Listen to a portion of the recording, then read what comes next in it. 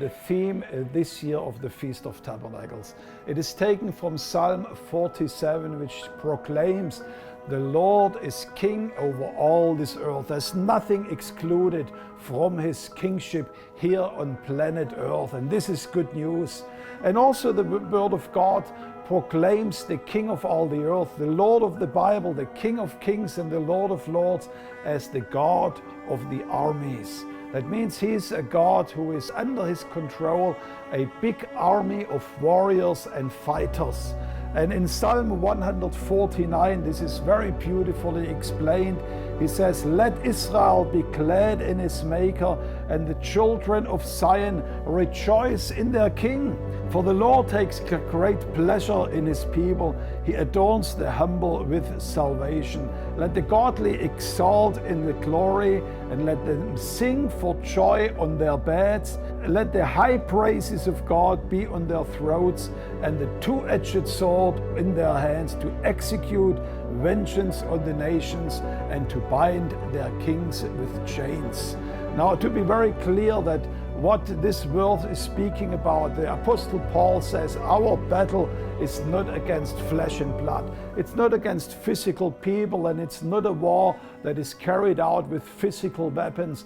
But the Word of God tells us clearly that the weapons of our warfare, they are mighty in battle, but they are spiritual weapons.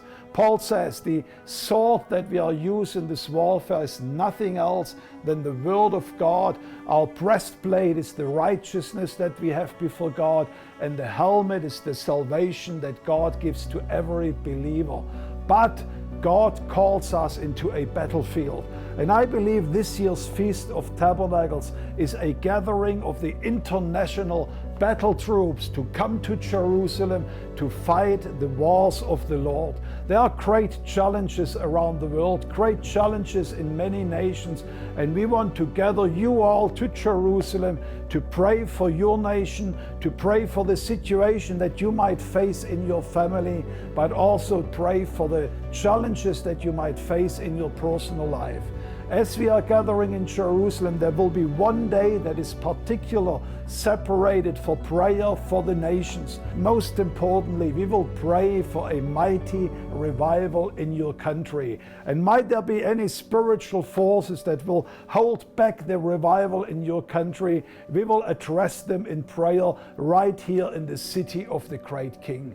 We want to make sure that your nation is represented and that your nation is being prayed for here in Jerusalem. So make sure that you join us as the Lord is gathering the troops from around the world, a mighty prayer army to pray and to intercede with our two-edged swords in our hand for the nation where you are coming from. I look forward to hear the battle cry coming out of Jerusalem, a shout of victory, a shout that will declare the purposes of God over your nation, wherever you might be coming. See you in Jerusalem. God bless you.